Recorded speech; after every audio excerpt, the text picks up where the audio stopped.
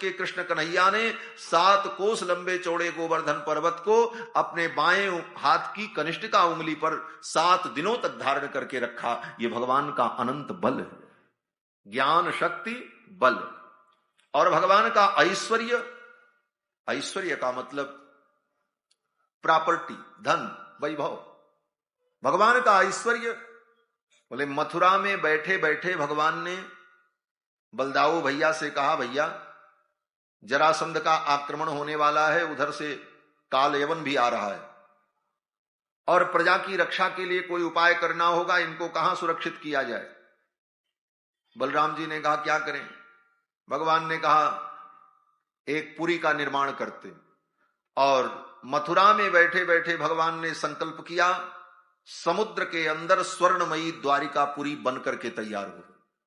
न मिस्त्री, न मजदूर, न इंजीनियर, न कोई कारीगर, न कोई योजना, न कोई फाइल, कुछ की जरूरत नहीं पड़ी। भगवान ने संकल्प किया और समुद्र के अंदर स्वर्णमयी 12 योजन लंबी चौड़ी द्वारिकापुरी प्रकट हो गई। और अपनी माया के द्वारा भगवान ने संपूर्ण मथुरा की प्रजा को द्वारिका में रातों रात शिफ्ट कर दिया।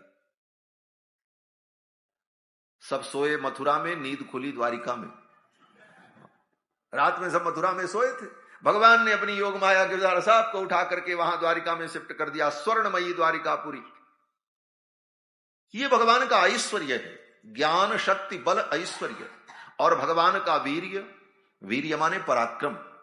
भगवान का पराक्रम क्या है? बोले पराक्रम उसे कहते हैं कि बड़े से बड़े विरोधियों के बीच में, शत्रुओं के बीच में जो निर्भय होकर के जाए उसको कहते हैं पराक्रमी। और जब रुक्मिणी का हरण करना हुआ तो रुक्मिणी की सुरक्षा के लिए कई राष्ट्र की सेनाएं लगाई गई थी। जरासंध की सेना लगी थी, शिशुपाल की पूरी सेना लगी थी, दुर्योधन की पूरी सेना लगी थी और रुक्मी की संपूर्ण सेना लगी थी कि कृष्ण रुक्मिणी का हरण न कर ले। 4 राष्ट्र की सेना और इतने विरोधी लोग तैयारी करके बैठे थे कि कृष्ण को कहीं मौका न दिया जाए।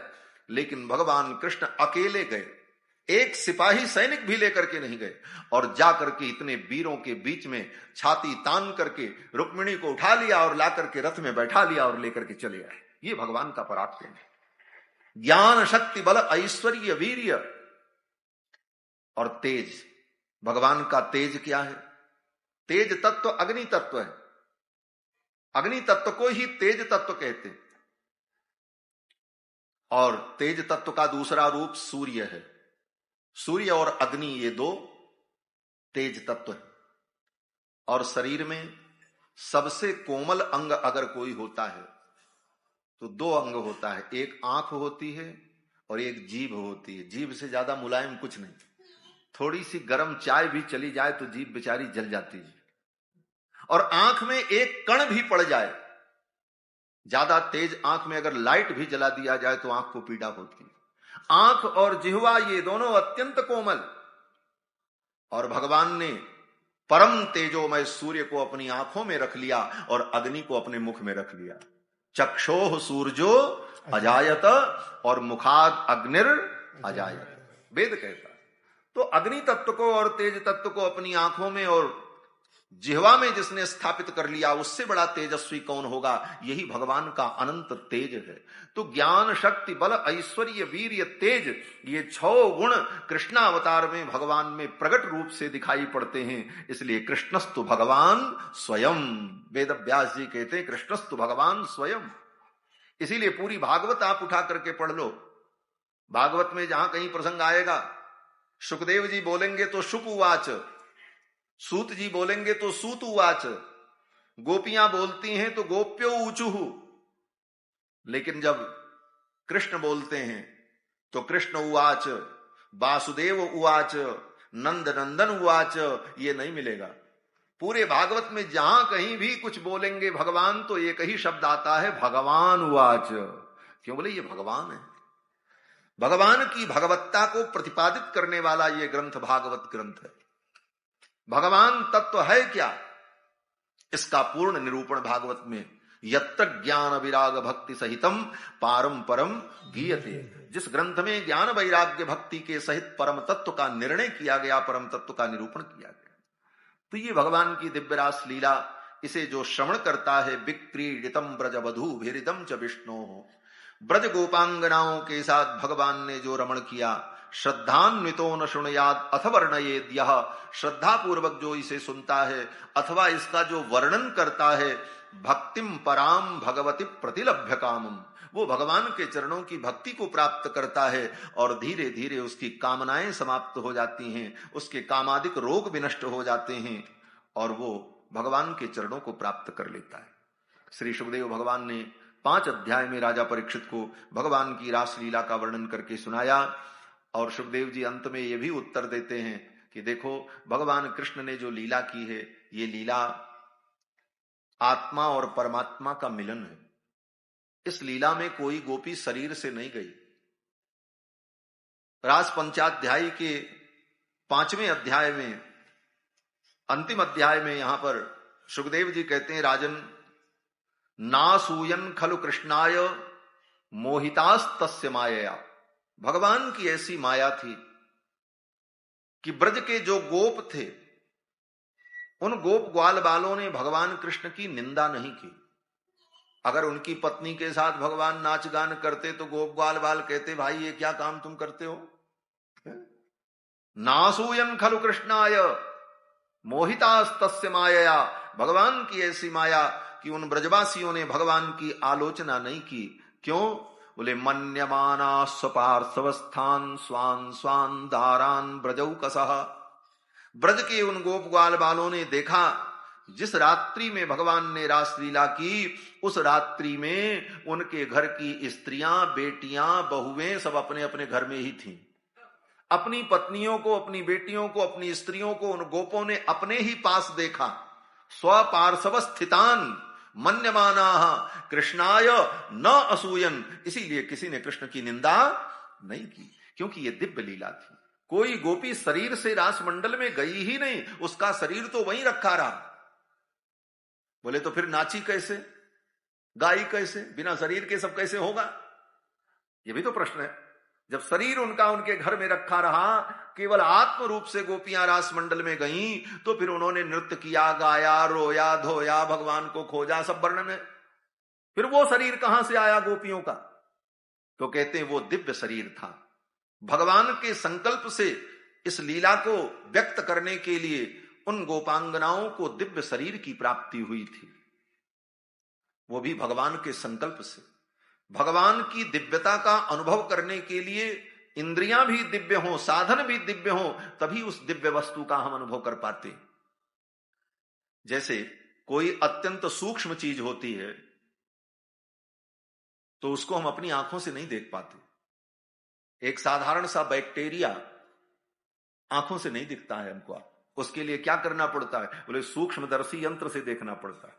तो जिस कोटि की वस्तु है उसका अनुभव करने के लिए उस कोटि का साधन भी होना चाहिए, तभी आप उसका अनुभव कर सकते हैं।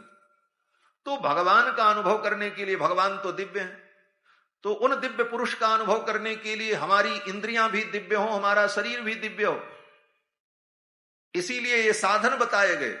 यज्ञेन दानेन तपसा अनाशकेन, यज्ञ के द्वारा, दान के द्वारा, तप के द्वारा, व्रत के द्वारा, जप के द्वारा, तीर्थों में भ्रमण के द्वारा, तीर्थों में स्नान के द्वारा, संतों की सेवा के द्वारा, इन सारे साधनों के द्वारा धीरे धीरे धीरे धीरे जब हमारा शरीर दिव्यता को प्राप्त होता है, हमारे जीवन का कलमश दूर होता है, तब उसकी अनुभूति होती है परमात्मा।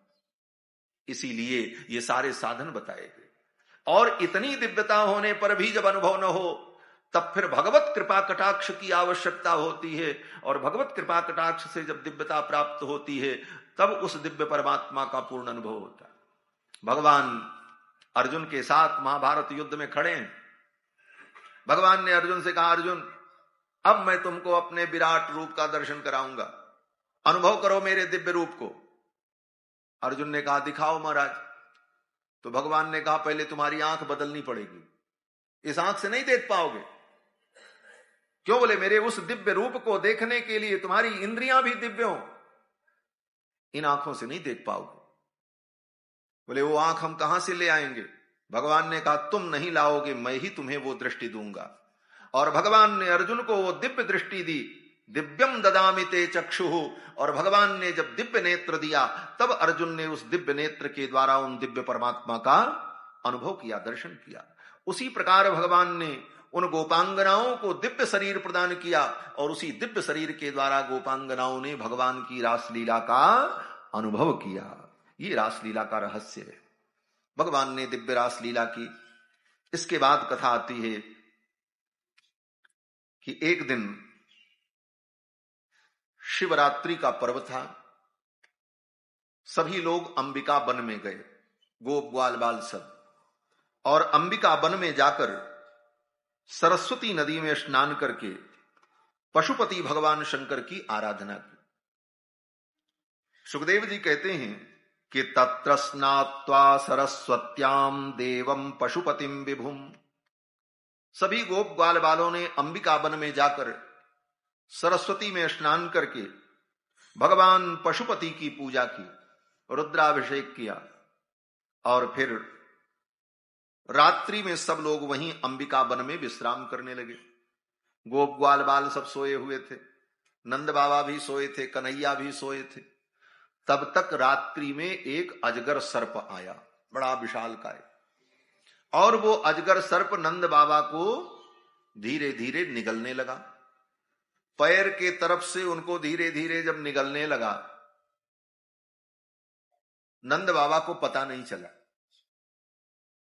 आधा पैर उसके मुख में चला गया, तब तक पता नहीं चला।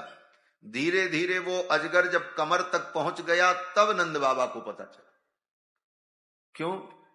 बोले शिवरात्रि के समय में, फाल्गुन के महीने में रात्रि में अच्छी खासी ठंडी पड़ती है। वो अजगर सर्प जब आकर के नंद बाबा को धीरे धीरे निगलने लगा तो नंद बाबा को लगा कि कोई रजाई उड़ा रहा है। हाँ, थोड़ी गर्मी महसूस हुई और बढ़िया नींद आ गई।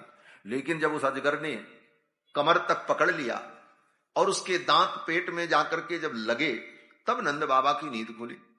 उठने की कोशिश की, उठ नहीं पाए। अब तो नंद बाबा घबरा गए और नंद बाबा ने कहा, अरे बचाओ, मुझे ये अजगर सर्प निगल रहा है, बचाओ। ये सुनकर सभी गोप ग्वाल बाल जग गए और सभी गोप ग्वाल बाल उस अजगर सर्प को मारने लगे, मसाल से उसे जलाने लगे, लाठी से पीटने लगे। लेकिन वो अजगर सर्प तो बड़ा भयानक था हमारा, वो छोड़े नहीं, नंद बाबा को निगलता जा रहा। नंद बाबा ने देखा अब ये मुझे निगल जाएगा, मैं मर जाऊंगा। और वहीं बगल में भगवान कृष्ण सोए थे, उनकी नींद नहीं खुली। सब उठ गए, सब गोप ग्वाल बाल हल्ला कर रहे, मारो, काटो, खींचो, नोचो, हल्ला मचा हुआ है। लेकिन कन्हैया तो खर्राटे ले रहे थे महाराज। कृष्ण भगवान की नींद नहीं खुली। क्यों नींद नहीं खुली? बोले नंद बाबा ने कन्हैया को बुलाया ही नहीं। भगवान कहते हैं जब तक तुम मुझसे रक्षा की अपेक्षा नहीं करोगे तब तक मैं तुम्हारी रक्षा नहीं करूं। कथाओं में बड़ा सिद्धांत छिपा है। भगवान कहते हैं कि जीव जब मुझसे रक्षा की अपेक्षा करता है तभी मैं उसकी रक्षा करता। संसार तंत्र वाहित्वात रक्षापेक्षाम अपेक्षते। भगवान चाहते हैं कि ये जीव मुझसे रक्षा की अपेक्षा करे, और अगर वो रक्षा की अपेक्षा नहीं करता है तो भगवान उसकी उपेक्षा कर देते। इसका उदाहरण, बोले इसका उदाहरण द्रौपदी। द्रौपदी का वस्त्रापहार होने लगा, दुशासन साड़ी खींच रहा था, आधी साड़ी उघड़ गई, तब तक भगवान नहीं आए। क्यों नहीं आए? जब उसकी बेइज्जती हो गई, समाज में लाकर के दुशासन ने कितने अपशब्द कहे, दुर्योधन ने अपशब्द कहा, द्रौपदी की साड़ी खींची जाने लगी, बड़े बड़े लोग सिर झुका करके बैठे हुए हैं, द्रौपदी रो रही है। इसके बाद भगवान आए। अगर जब आना ही था तो पहले आ जाते भगवान। इतनी बेइज्जती करा करके, अपमान करा करके तब भगवान आए।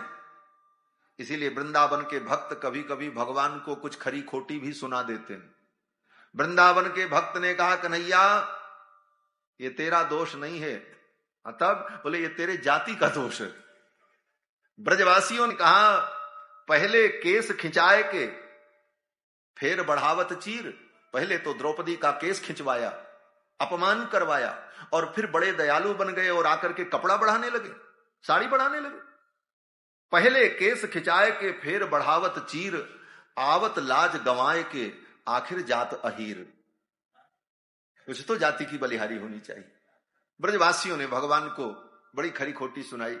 लेकिन देखो ये सब कुछ ठीक है, परंतु भगवान के स्वभाव को समझो। भगवान का स्वभाव क्या है? भगवान कहते हैं केवल मेरा भरोसा करो, माम एकम शरणम ब्रज, माम एकम, मुझ एक की शरण में आओ, केवल मेरा भरोसा करो तो मैं सब कुछ करने को तैयार हूं। और भगवान का भरोसा छोड़कर और लोगों का अगर भरोसा है तो भगवान कहते फिर उनको तुम देख लो, फिर वही तुम्हारा काम करें, फिर हमारी क्या जरूरत। भगवान क्यों नहीं आए द्रौपदी की रक्षा के लिए?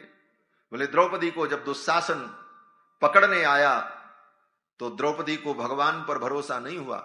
द्रौपदी को भरोसा था कि सभा में इतने बड़े बड़े लोग बैठे हुए हैं, द्रोणाचार्य बैठे हैं, कृपाचार्य बैठे हैं,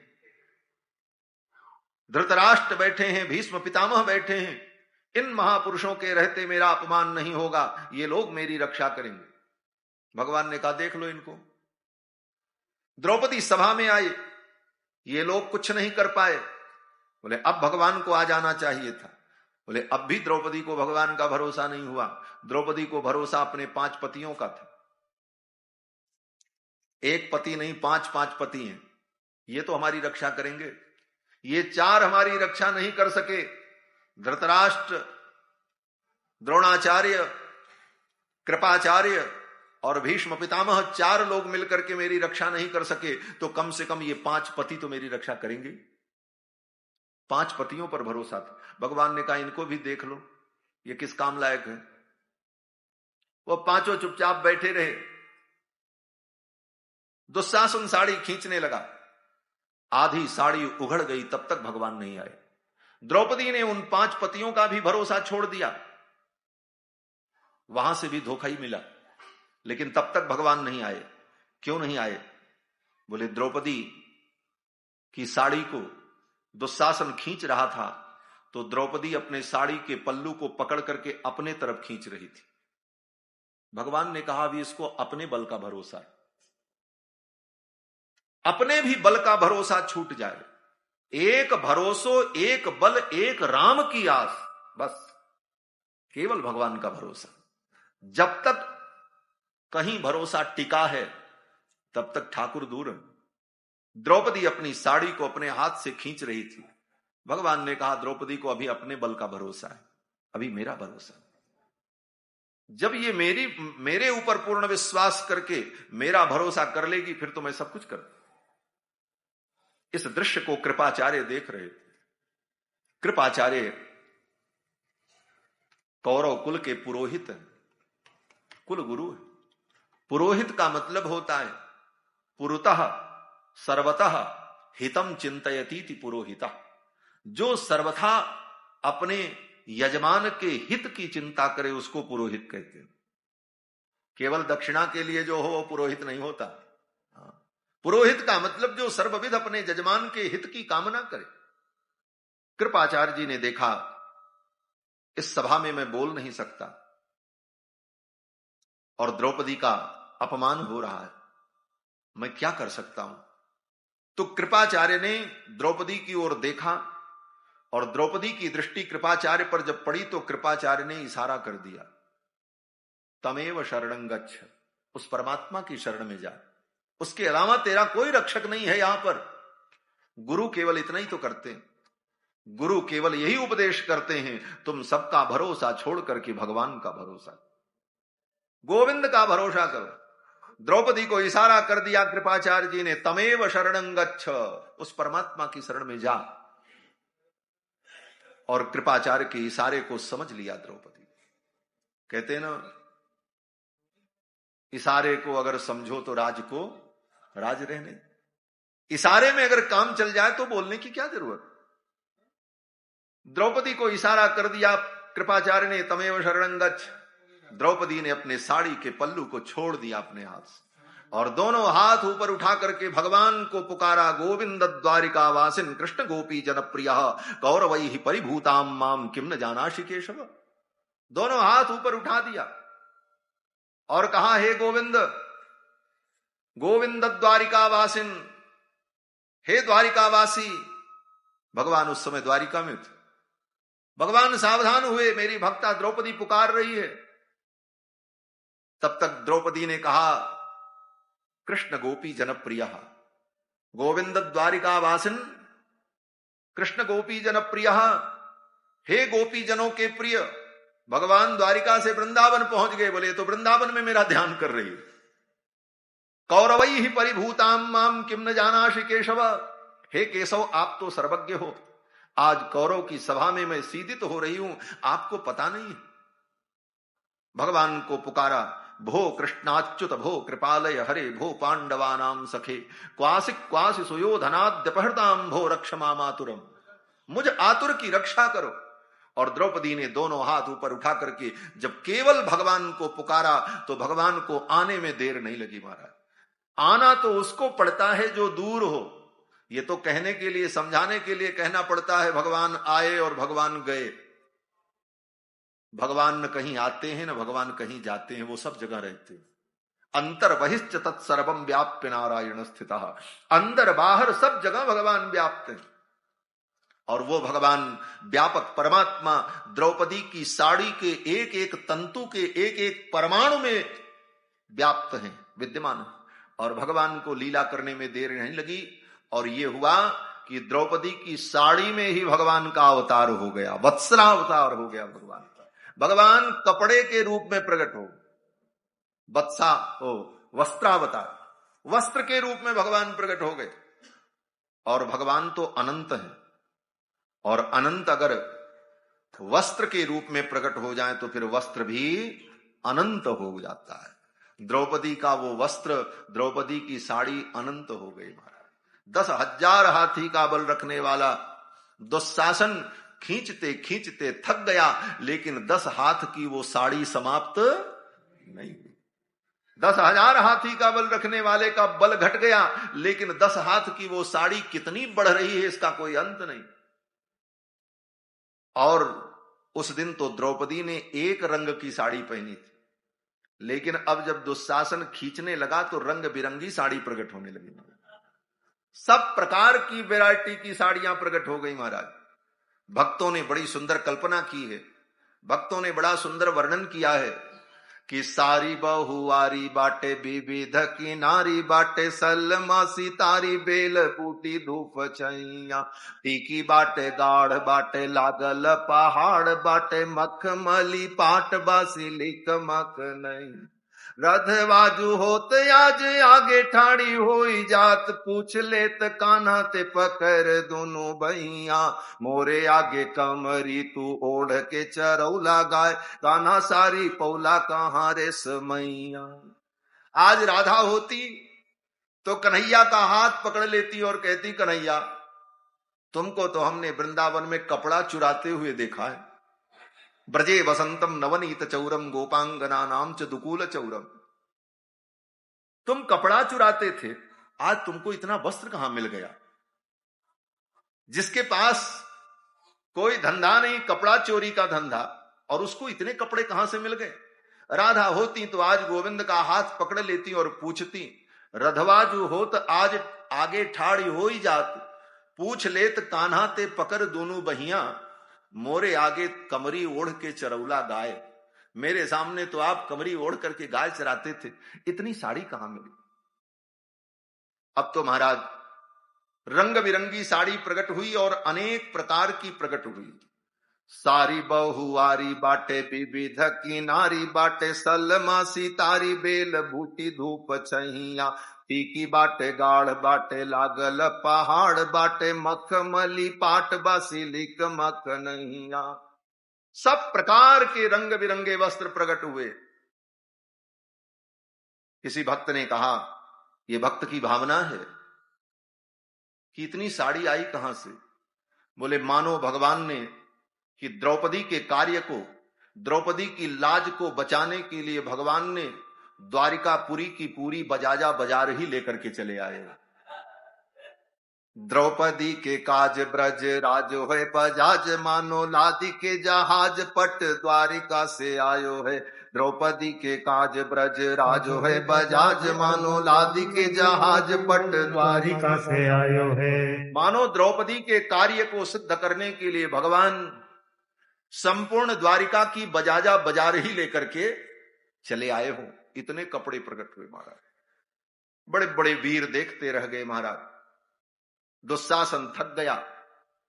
इस कथा का तात्पर्य यही है कि भरोसा भगवान का करो, एकमात्र भगवान का भरोसा। नंद बाबा ने सबको बुलाया लेकिन कन्हैया को नहीं बुलाया, तो कन्हैया सोते रहे, वहीं बगल में सो रहे हैं और नंद बाबा को अजगर सर्प ग्रस रहा है। अंत में नंद बाबा ने देखा अब तो मैं मर जाऊंगा, तो मरते मरते कम से कम अपने कन्हैया का मुख तो मैं देख लूं, मेरा कृष्ण कहां है। और नंद बाबा ने कन्हैया को बुलाया। नंद बाबा ने कहा कि सर्पो माम ग्रसते तात, हे बेटा तुम कहां हो, ये सांप मुझे ग्रस रहा है।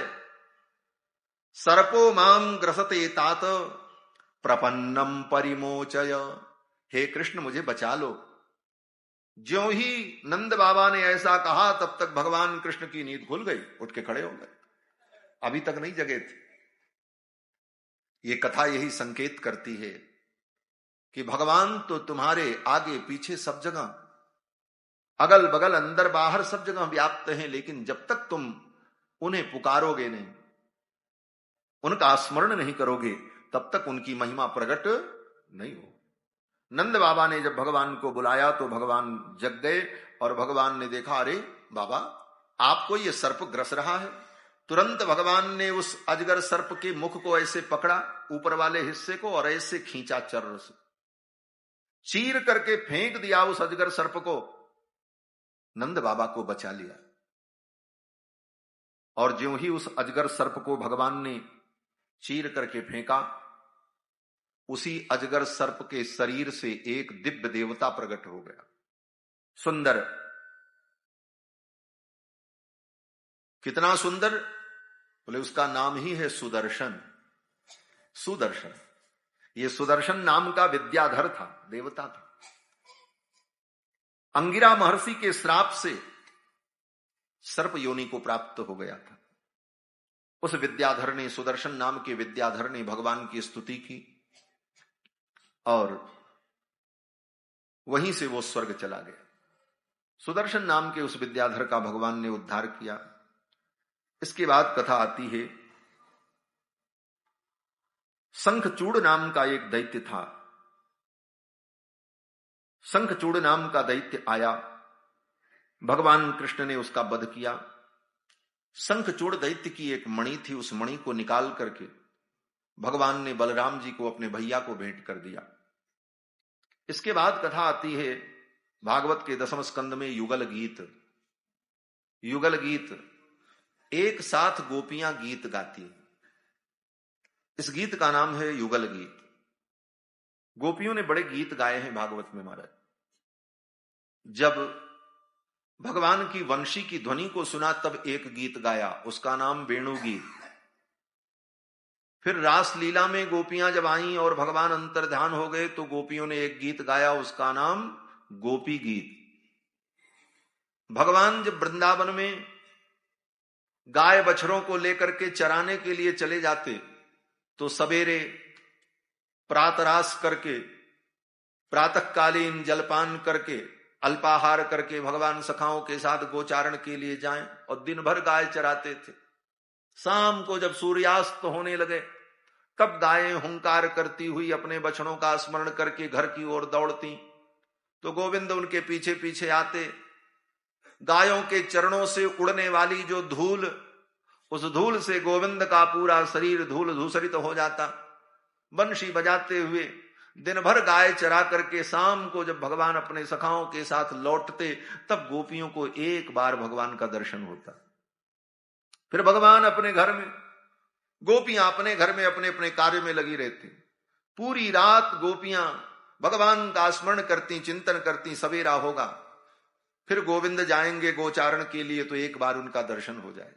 सवेरे सवेरे भगवान जब गोचारण के लिए निकले तो गोपियां अपनी अटारी पर, अपने छत पर, अपने प्रासाद पर खड़ी होकर के आंचल को उठा करके निहारती, गोविंद आ रहे हैं। एक झलक देख लेती, गोविंद चले जाते, फिर पूरा दिन उन्हीं का स्मरण करती रहती। तो गोपियों का दिन कैसे बीतता था? सुखदेव जी कहते हैं, गोपियां भगवान कृष्ण का स्मरण करती, उनकी लीलाओं का गान करती, और एक साथ सभी गोपियां मिलकर भगवान के गुणों का वर्णन करती और गीत गाती। इसी का नाम है जुगल गीत। एक साथ मिलकर भगवान का गुणानुवाद करती, और इस गुणानुवाद का फल यह होता कि उन गोपियों के हृदय में कृष्ण के अदर्शन से उत्पन्न होने वाला जो तीव्र ताप है, उस ताप का शमन होता। यह भक्तों के लिए एक सूत्र है। भगवान के वियोग का जो ताप है, उस ताप को दूर करने की यही विधि है कि भगवान की लीलाओं का वर्णन करो और भगवान की लीलाओं को गाओ और सुनो। इसी से भगवत वियोग का दुख दूर होता है। इसीलिए भगवत भक्त कथा सुनते। ये कथा सुनने का प्रयोजन क्या है? भगवान तो मिल नहीं रहे हैं, क्या करें? बोले तो भगवान की जो लीला है इसी को गा करके हम संतोष करें और अपने मन को समझावें। गोपियां भी भगवान की लीलाओं को गाती हैं, इसका नाम युगल गीत है। भगवान की लीलाओं को मिल करके गाती, अकेले अकेले क्यों नहीं गाती? अपने अपने घर में गा लेती, वो वहां गाती, वो वहां गाती, सब मिल करके गाती। क्यों? बोले जो स्वादिष्ट पदार्थ है उसका अकेले सेवन नहीं करना चाहिए। एक स्वादु न भुंजीत, शास्त्र का सिद्धांत है। स्वादिष्ट वस्तु का अकेले भोग नहीं करना चाहिए, बांट करके उसका आनंद लेना चाहिए। जो अकेले खाता है वो पाप खाता है। भुंजते ते त्वघम पापा ये पचन्त्यात्म कारण। इसलिए बांट करके, तो स्वादिष्ट वस्तु को बांट करके उपभोग करना चाहिए, रस लेना चाहिए। और भगवान से बड़ी स्वादिष्ट वस्तु दुनिया में क्या हो सकती है? परम रसमय परमात्मा। इसलिए इस रस का अनुभव तो समूह में किया जाता है। इसीलिए भक्ति का आनंद समूह में आता है। अधिक से अधिक श्रोता हो तब कथा का आनंद होता। और कोई सुनने वाला ना हो तो एक आदमी सुनने वाला, एक सुनाने वाला, तब वो रस नहीं होता जो रस समूह में होता है। इस रस को बांट करके कीर्तन करना हो, अकेले व्यक्ति क्या कीर्तन करे? 10-20 लोग हों, कोई नाचे, कोई गावे, कोई बजावे, कोई रोए, कोई धोए, तब कथा का, तब कीर्तन का आनंद होता है। तो इस रस को बांट करके ग्रहण करना। एक स्वादु न भुंजीत। गोपियां आपस में बैठकर कृष्ण की लीला का वर्णन करती। बाम बाहुकृत बाम कपोलो बलगित प्रदर आर्पित वेणु कोमलांगुल भिराश्रित मार्गम गोप्य ईरयत यत्र मुकुंदः। भगवान की उस झांकी का वर्णन करती। बाम बाहुकृत बाम कपोलो, बाएं कपोल पर ऐसे हाथ करके भगवान बंशी बजा रहे हैं। कोमलांगुल भिर आश्रित मार्गम, अपनी कोमल कोमल उंगलियों से बंसी के छिद्र को, वायु को नियंत्रित करते हुए विविध राग रागनी भगवान प्रकट करते हैं। भगवान की उस झांकी का वर्णन करती हैं गोपियां। इस प्रकार विविध गोप चरणे सुविदग्धो वेणुवाद्य उरुधान शिक्षा। भगवान की सभी लीलाओं का चिंतन करती। भगवान अपने गोपों के साथ बैठ जाते, सब सखाओं को बैठाते हैं, फिर कहते हैं मनसुखा तू अपनी बंसी उठा, तो मनसुखा अपनी बंसी उठा लेता। भगवान कहते हैं चलो मालकोस राग बजाओ। अब वो मनसुखा मालकोस राग बजाता है। जब उससे स्वर की गलती होती तो भगवान कहते हैं देखो ऐसे स्वर लगाओ, और फिर किसी दूसरे सखा को उठाते, बोले तुम बजाओ, ये रागनी तुम प्रकट करो। और फिर जो बड़े सखा हैं उनसे भगवान स्वयं सीखते भी हैं। इस प्रकार की भगवान की जो ललित लीलाएं हैं उनका वर्णन करती हैं गोपियां इस गीत में। इस गीत का नाम है युगल गीत। और ऐसे ऐसे राग भगवान प्रकट करते हैं कि स्वर्ग के गंधर्व भी आकर के सीखते। स्वर्ग के गंधर्व आकाश में प्रकट हो जाते और भगवान जब स्वर और मूर्छाएं प्रकट करते अपनी वंशी में, तो गंधर्व भी शिक्षा ग्रहण करते थे, ये रागनी तो मुझे नहीं मालूम। ऐसी लीला भगवान की। गोपियां उन लीलाओं का वर्णन करती हैं और कृष्ण की लीलाओं का वर्णन करके दिन व्यतीत करती। आगे गोपियों ने एक गीत गाया, उसका नाम भ्रमर गीत है। गोपियों ने बड़े गीत गाए। ये गीत क्यों गाती हैं गोपियां? बोले देखो, जहां प्रेम होता है वहां गीत प्रकट होता है। इसीलिए लोगों ने कहा, हर दिल जो प्यार करेगा वो गाना गाएगा। ये कोई नई बात नहीं है। गोपियां गीत गाती हैं और उनका प्रेम गीत में व्यंजित होता है। गीत में ही प्रेम की व्यंजना होती है, अभिव्यक्ति होती है। इस प्रकार गोपियां युगल गीत गाती। आगे वर्णन आता है कि कंस का भेजा हुआ एक असुर आया, वृषभासुर। वृषभासुर आया वृषभ का रूप धारण करके। भगवान ने वृषभासुर का वध कर दिया। वृषभासुर को भगवान ने जब मार दिया तो नारद जी पहुंच गए मथुरा, और नारद जी ने जाकर के कंस से कहा, राजन क्या समाचार है? कंस ने कहा, महाराज सब तो ठीक है, लेकिन आज तक मेरे शत्रु का पता नहीं चला। जिसको मैंने भेजा पता लगाने के लिए, पूतना गई, शकटासुर गया, तृणावर्त गया, बकासुर, अघासुर, जो पता लगाने गया वो लापता हो गया, लौट के आया ही नहीं। आज तक मैं पता नहीं लगा पाया मेरा शत्रु कहां पैदा हुआ है। नारद जी ने कहा, धिक्कार है तुम्हारे राजतंत्र को, और धिक्कार है तुम्हारे गुप्तचरों को, और धिक्कार है तुम्हारे इन असुरों को। आज तक अपने शत्रु का तुम पता नहीं लगा पाए, और तुम्हारे एक एक आदमियों को चुन चुन करके उसने मारा। अब तो कंस बड़ा उत्तेजित हुआ। नारद जी ने कहा, जानते हो तुम्हारा शत्रु कौन है?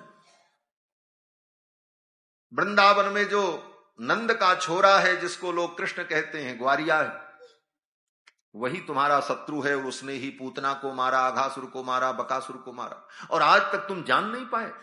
यहीं बगल में मथुरा में रह करके तुम्हें इतना नहीं पता चला। कंस ने कहा, महाराज वो नंद का बेटा मेरा शत्रु? मेरा शत्रु तो देवकी की 8वीं संतान होगी, ऐसा आकाशवाणी ने कहा था। नंद बाबा ने कहा, देवकी की 8वीं संतान वो कृष्ण है। कंस ने कहा, देवकी की 8वीं संतान तो कन्या हुई थी, वो तो आकाश में चली गई। नारद जी ने कहा, तुम पागल हो, वसुदेव बड़े चतुर हैं। वसुदेव ने रातों रात अपने 8वीं संतान को ले जाकर के अपने मित्र नंद बाबा के घर में रख दिया, और वो बड़ा हो गया, अब 10 वर्ष का हो गया, और आज तक तुम्हें पता नहीं चला। तुम तो मारे जाओगे। अब तो कंस व्याकुल हो गए। कंस ने कहा, वसुदेव ने मेरे साथ ऐसा व्यवहार किया, छल किया, आज ही मैं देवकी वसुदेव को मार डालूंगा। नारद जी ने कहा, देवकी वसुदेव को अगर कुछ हो गया तो तुम्हारी आयु जो 2 दिन बची है वो समाप्त हो जाएगी, आज ही मार दिए जाओ। लेकिन फिर भी कंस को समझ में नहीं आया। नारद जी ने तो कह दिया, तुम्हारी आयु 2 दिन बची है, और अगर देवकी वसुदेव को कुछ हो गया तो तुम आज ही समाप्त हो जाओगे। इतने में ही कंस को समझ लेना चाहिए था कि मेरी आयु 2 दिन बची है, लेकिन कंस का ध्यान उधर नहीं गया। कंस ने कहा, गुरुदेव मैं क्या करूं, आप ही कोई रास्ता बताओ। नारद जी ने कहा, आप किसी को मत भेजो, जिसको भी तुम भेजोगे वो दोनों भाई मिलकर के मार देंगे। अब यहीं कृष्ण और बलराम को बुला लो, और यहां तुम्हारे बड़े बड़े पहलवान हैं, उन पहलवानों के साथ उनका मल्ल युद्ध कराओ, और उसी मल्ल युद्ध में चाणूर मुष्टि के बड़े बड़े पहलवान खेल खेल में कृष्ण बलराम को मार देंगे, और यहां तो तुम्हारी पूरी सेना रहेगी, सब कुछ तुम्हारा ही रहेगा। कंस ने कहा, ठीक।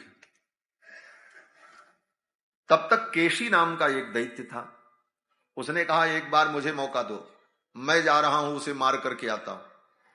केशी नाम का दैत्य घोड़े का रूप धारण करके आया, और भगवान कृष्ण को काटने चला। उधर से वो बड़े बेग से केशी आ रहा था, तब तक भगवान ने अपने हाथ को ऐसे मुट्ठी बनाया और उसके मुख में ऐसे ठूंस दिया।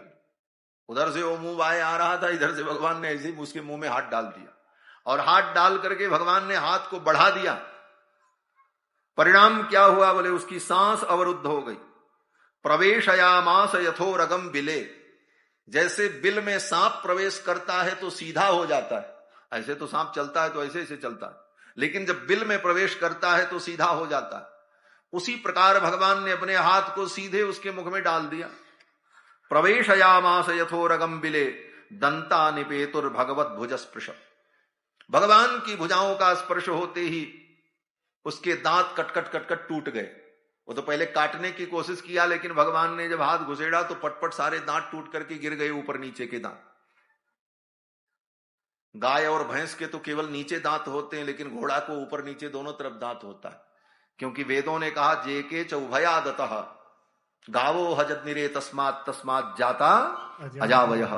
परमात्मा की सृष्टि में जो अश्व है, अश्व को ऊपर नीचे दोनों तरफ दांत। अब तो महाराज उसके दोनों ऊपर नीचे के सब दांत टूट गए और हाथ को भगवान ने आगे बढ़ा करके ऐसे घुमा दिया महाराज। परिणाम यह हुआ कि केशी दैत्य का पेट फट गया और उसकी मृत्यु हो गई। किस प्रकार पेट फट गया?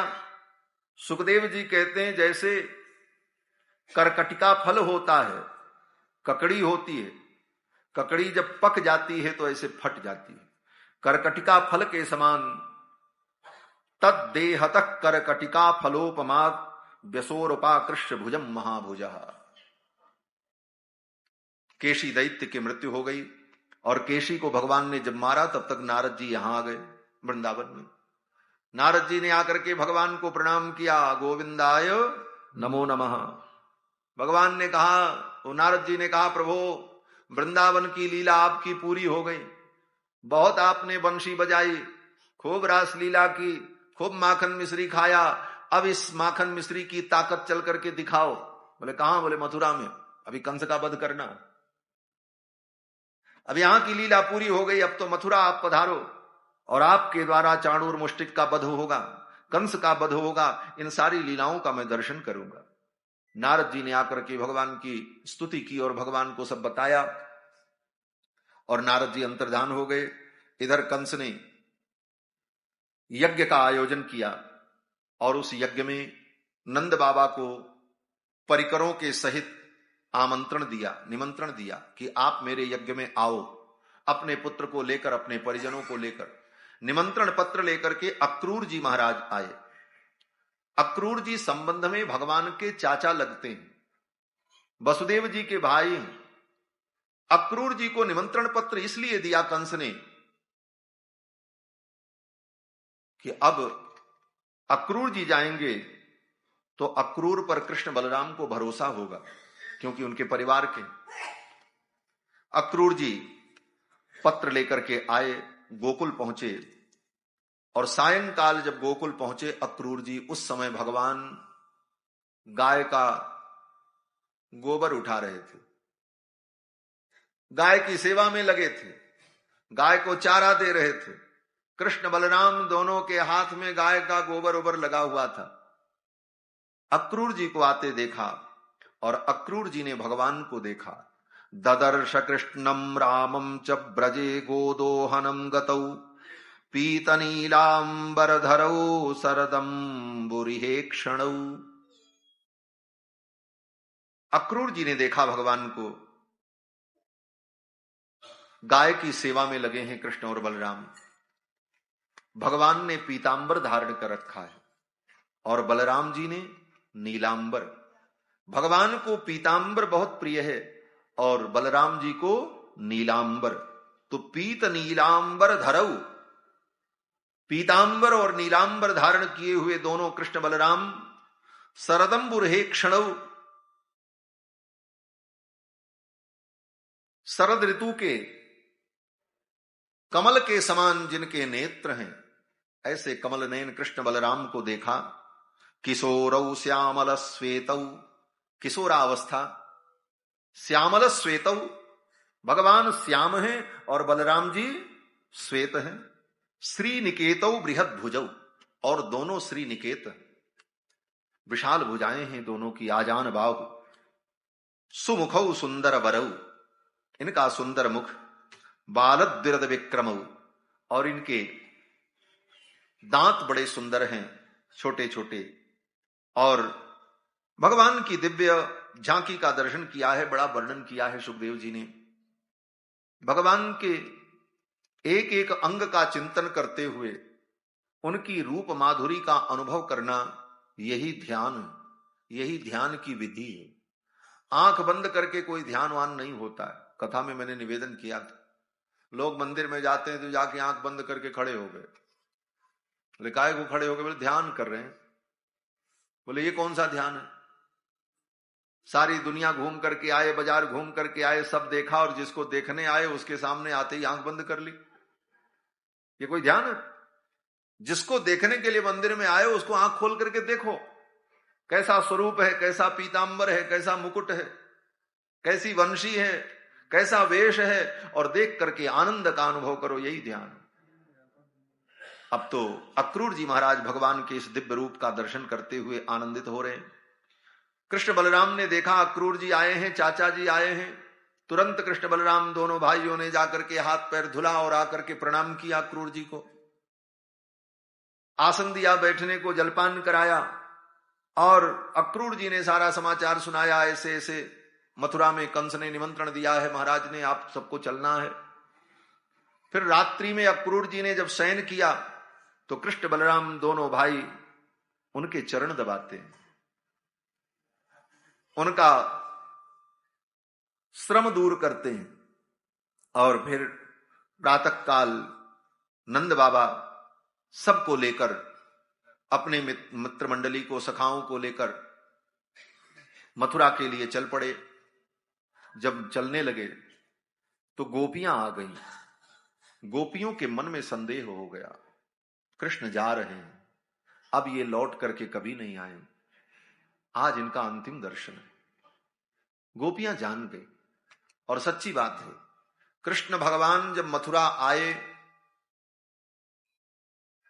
कंस का वध करने के लिए, उसके बाद लौट करके भगवान मथुरा कभी नहीं गए, वृंदावन कभी नहीं गए। मथुरा, फिर मथुरा से द्वारिका, द्वारिका से आगे की लीलाएं, लेकिन वृंदावन नहीं गए। मथुरा में रहे भी भगवान तो वृंदावन नहीं गए।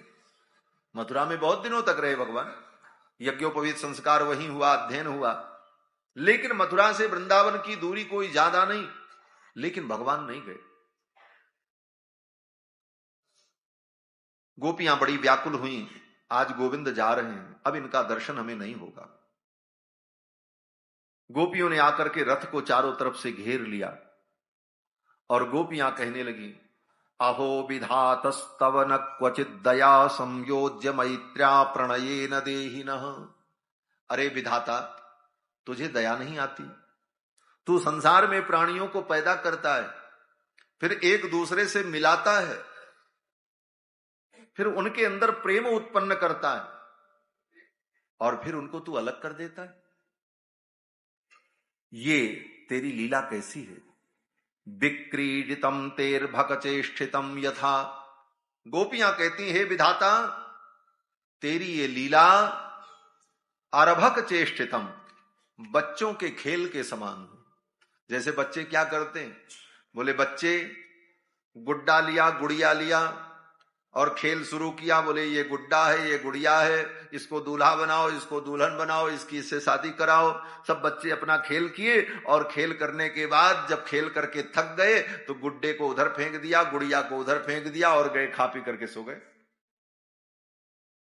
गोपियां कहती, विधाता तेरी लीला तो ऐसी है, तो संसार के इन प्राणियों को मिलाता है, इनमें प्रेम पैदा करता है, और फिर इनको दूर कर देता है। तुझे दया नहीं आती? हे विधाता, तेरी ये लीला बड़ी विचित्र है। फिर गोपियों ने अक्रूर की ओर देखा। एक सखी ने कहा, अरे सखी, इसका नाम जानती हो क्या है? बोले इसका नाम अक्रूर है। लेकिन जिस किसी ने इसका नाम अक्रूर रखा है वो व्यक्ति समझदार नहीं था। इसका नाम तो क्रूर होना चाहिए था। इतना क्रूर है मेरे कृष्ण को ले जा रहा है। किसने इसका नाम अक्रूर रख दिया? क्रूरस्तम अक्रूर समाख्यास्म न चक्षुहि दत्तम हर्षेवताग्यवत। गोपियां कहती किस व्यक्ति ने तुम्हारा नाम अक्रूर रख दिया? तुम्हारा नाम तो क्रूर होना चाहिए। तुम बड़े कठोर हो, मेरे प्राण धन को, मेरे कृष्ण को ले जा रहे हो।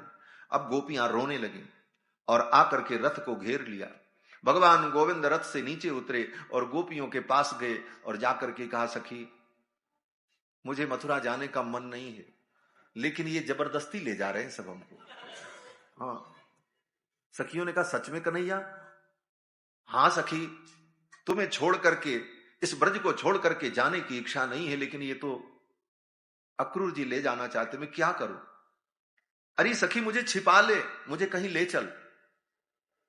गोपी ने कहा, सच में? बोले हाँ। बोले तो कोई बात नहीं। फिर तो क्या किया महाराज, हजारों गोपियां थी, चारों तरफ से गोपियों ने कृष्ण को घेर लिया। कृष्ण तो 10 वर्ष के और गोपियां तो बड़ी बड़ी थी महाराज। हजारों गोपियों ने जब घेर लिया तो कृष्ण का दिखना ही बंद हो गया, कहां खो गए उन गोपियों में। और गोपियों ने क्या किया? बोले गोपियों का जो घाघरा पहनती, 84 गज कपड़े के घाघरे गोपियों के महाराज, छोटे मोटे थे। अब तो महाराज उसी घाघरा में ऐसे ऐसे सब लपेट लिया कन्हैया को और छिपा करके गोपियां भगवान गोविंद को लेकर के चली गईं। ये बड़ी अद्भुत लीला थी। एक रूप से भगवान इधर प्रकट हो गए अक्रूर जी के लिए और एक रूप से भगवान गोपियों के साथ चले गए। और गोपियां भगवान गोविंद को लेकर के कहां गई? बोले नित्य निभृत निकुंज में। नित्य निभृत निकुंज में श्री राधा रानी विराजमान थी, मान करके बैठी थी रोष में, कृष्ण मुझसे बिना मिले जा रहे हैं, मुझे बताया तक नहीं। और तो गोपियां आई, लेकिन राधा रानी तो निकुंज में ही बैठी थी। राधा रानी बड़ी मानिनी है, स्वाभिमानिनी है। राधा रानी बैठी रही, सखियां लेकर के आई और ललिता सखी ने, विशाखा ने, सब सखियों ने कहा, किशोरी जू आपके प्राण धन को मैं पकड़ करके ले आई हूं, लो मैं आपको समर्पित करती हूं, अपनी धरोहर संभालो। और गोविंद को राधा रानी के चरणों में निकुंज में छोड़ दिया और गोविंद वहीं राधा के चरणों में ही विराजमान हो गए और निकुंज छोड़ करके कृष्ण गए ही नहीं। इसीलिए भक्त कहते हैं, वृंदावनम परित्यज्य पादमेकम न गच्छति। वृंदावन छोड़ करके एक पग भगवान बाहर नहीं गए। आज भी वृंदावन में ठाकुर विराज, एक रूप से भगवान वहां रह गए और एक रूप से भगवान चले आए। ये 2 भगवान कैसे हो गए? बोले 2 भगवान का अवतार ही हुआ था। श्री वल्लभाचार्य जी महाराज का यह भाव है, पुष्टि मार्गीय आचार्य हैं। वल्लभाचार्य जी कहते हैं भगवान 2 रूपों में प्रकट हुए। एक तो देवकी नंदन के रूप में मथुरा में प्रकट हुए और उधर वृंदावन में, बोले वृंदावन में यशोदानंदन के रूप में भगवान प्रकट हुए। और वसुदेव जी अपने लाला को लेकर के जब आए, यशोदा के पलंग पर लिटाया, तो यशोदानंदन और देवकी नंदन दोनों एक हो गए मिलकर और वृंदावन में 10 वर्ष तक लीला की। और जब मथुरा जाना हुआ तो देवकी नंदन मथुरा आ गए और यशोदानंदन वृंदावन में ही रह गए। यशोदानंदन तो वहीं रहे। वृंदावनम परित्यज्य पादमेकम न गच्छति। भगवान की ये रसमयी लीला, एक रूप से तो भगवान रह गए और प्रकट लीला में भगवान अक्रूर जी के साथ मथुरा आए। मथुरा में विश्राम घाट में विश्राम किया। सायंकाल की बेला में जब मथुरा की शोभा को देखा तो भगवान ने नंद बाबा से कहा, बाबा आपकी अनुमति मिल जाए तो हम सब लोग थोड़ा नगर घूम लें। गांव के बच्चे पहली बार शहर में आए, वो भी राजधानी में, कैपिटल सिटी। हाँ, अरे देख ले, बड़ी बड़ी अट्टालिकाएं थी, बड़े बड़े महल बने थे। अब बच्चों को देखने की बड़ी जिज्ञासा हुई, इच्छा हुई, तो सब सखाओं ने कहा भैया चलो घूमने चलते हैं। तो भगवान कृष्ण ने नंद बाबा से पूछा, बाबा आपकी अनुमति हो तो हम सब सखा जाएं और मथुरा घूम करके आवें। किसी नए नगर में जब भगवान जाते हैं ना तो इनको नगर देखने की इच्छा होती।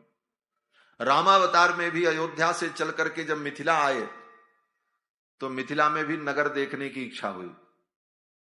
और वहां भी एक बाबा जी थे। वो कौन बाबा जी थे? बोले विश्वामित्र बाबा थे। तो विश्वामित्र बाबा से पूछा, बाबा आपकी अनुमति मिल जाए तो लक्ष्मण को ले जाऊं, नगर दिखा लाऊं। नगर दिखाए तुरंत ले आवो। आपकी अनुमति मिल जाए तो मैं लक्ष्मण को नगर दिखाऊं और लेकर के चलाऊं। यहां भी भगवान ने नंद बाबा से कहा, बाबा आपकी अनुमति मिल जाए तो इन सखाओं को मैं नगर दिखाऊं और लेकर के चलाऊं। ये बड़ा सुंदर संकेत है। नगर क्या है? बोले नगर तो माया का है। ये माया के द्वारा रचित संसार है। और नगर को देखने की इच्छा किसको होती है? बोले जीव को होती, ब्रह्म को नहीं होती। कृष्ण को नगर देखने की इच्छा नहीं हुई। नगर देखने की इच्छा राम जी को नहीं हुई। किसको हुई? बोले लक्ष्मण जी को। और मथुरा में बोले नगर देखने की इच्छा भगवान कृष्ण बलराम को नहीं हुई, सखाओं को हुई। ये सखा कौन है? बोले जीव है। जीव को ही संसार का ये चाकचिक्य अच्छा लगता है और देखने का मन होता है। परमात्मा, बोले परमात्मा ने तो सब बनाया ही है, वो क्या देखे। लेकिन अब गड़बड़ क्या है? बोले जीव माया के इस नगर को देखने के लिए जाएगा तो माया के नगर को देख करके माया में फंस जाएगा। तो भगवान कहते मुझे साथ ले चलो, मैं तुम्हारे साथ रहूंगा तो तुमको नगर भी दिखा दूंगा और कहीं नगर में तुम फंसोगे भी नहीं। इसीलिए संसार में सब देखो, हाँ संसार में सब देखो, दुनिया घूमो, खाओ पियो आनंद करो, लेकिन भगवान को मत भूलो, भगवान को साथ में रखे रहो तो दुनिया की माया तुम्हें पकड़ नहीं पाए। सारी दुनिया भी देख लोगे और भगवान तुमको सब दिखा देंगे और कहीं भी तुमको बंधन नहीं होगा। राम जी ने यही कहा विश्वामित्र जी से, नाथ लखन पुर देखन चाही, नाथ लखन पुर देखन चाही। प्रभु सकोच डर प्रगट न कहीं, प्रभु सकोच डर प्रगट न कहीं। जो राउर आयसु में पाओ, जो राउर आयसु में पाओ, नगर दिखाए तुरत ले आओ, नगर दिखाए तुरत ले आओ। नाथ लखनपुर देखन चाही, नाथ लखनपुर देखन चाही। भगवान ने कहा अगर आपकी अनुमति मिल जाए तो मैं दिखा करके ले आऊं, नगर दिखाए तुरंत ले आओ। इसका मतलब यही है, भगवान को साथ में रखो तो भगवान तुम्हें नगर भी दिखा देंगे और दिखा करके लेकर के चले भी आएंगे, नगर में कहीं फंसोगे। अब तो भगवान सखाओं को लेकर के चले नगर भ्रमण के लिए। मथुरा की गलियों में भगवान जब घूमने के लिए निकले तो मथुरा की गोपियां कृष्ण बलराम के विषय में सुनती थी। आज जब उन्हें पता चला कि दोनों भाई नगर भ्रमण के लिए निकले हैं तो गोपियां, मथुरा की स्त्रियां अपने अपने प्रासाद पर खड़ी हो गईं और निहारने लगीं कि भगवान का दर्शन हो। अब भगवान गली में जा रहे हैं, ऊपर से गोपियां देख रही हैं, भगवान के सिर का दर्शन हो रहा है, मोर मुकुट का दर्शन हो रहा है, लेकिन मुखमंडल का दर्शन नहीं हो रहा। गोपियां सोचती हैं इनका मुखमंडल तो दिख नहीं रहा है, क्या करें। तब गोपियों ने क्या किया? बोले ऊपर से भगवान के ऊपर फूल फेंका और ज्यों ही फूल फेंका तो भगवान ने सिर उठा के देखा ये फूल कहां से आ रहे हैं। और जब भगवान ने देखा तो उन मथुरा की गोपियों को भगवान का दिव्य दर्शन हुआ। अभ्यवर्षन् सौमनस्यैहि प्रमदा बल केशव। उन मथुरा की प्रमदाओं ने भगवान बलराम और कृष्ण के ऊपर पुष्प की वर्षा की और भगवान ने सिर उठा करके उन्हें देखा तो भगवान के मुखमंडल का दर्शन हुआ। आगे बढ़े तब तक उधर से एक धोबी आ रहा था, कंस के कपड़े धुलता था। वो धोबी सामने आया, उसको देखते ही भगवान को गुस्सा आ गया। क्यों? बोले ये धोबी वही था जिसने रामावतार में श्री जानकी जी के ऊपर आरोप लगाया था। उस समय तो भगवान ने उसको दंड नहीं दिया क्योंकि अयोध्यावासी था। अयोध्यावासी भगवान को बहुत प्रिय होते हैं। अति प्रिय मोही यहाँ के वासी। अयोध्यावासी तो बड़े प्रिय भगवान के। बोले कुछ भी हो, मेरी अयोध्या का है, इसलिए इसको दंड नहीं देंगे। लेकिन मन में भगवान को वेदना थी, मेरी जानकी के ऊपर झूठा आरोप इसने लगाया, और इस पाप के कारण द्वापर युग में उसे कंस का नौकर बनना पड़ा। वो कंस का धोबी बना। आज जब सामने आया, भगवान ने देखा, भगवान को क्रोध आया। भगवान ने कहा आज तो इसे दंड देंगे। और भगवान ने क्या किया? बोले लड़ाई का रास्ता ढूंढा। इससे कोई लड़ाई का रास्ता निकले तब इसको मैं दंड दूं।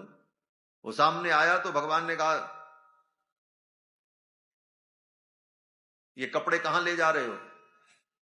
उस धोबी ने कहा ये महाराज के वस्त्र हैं। भगवान ने कहा लाओ मुझे दे दो।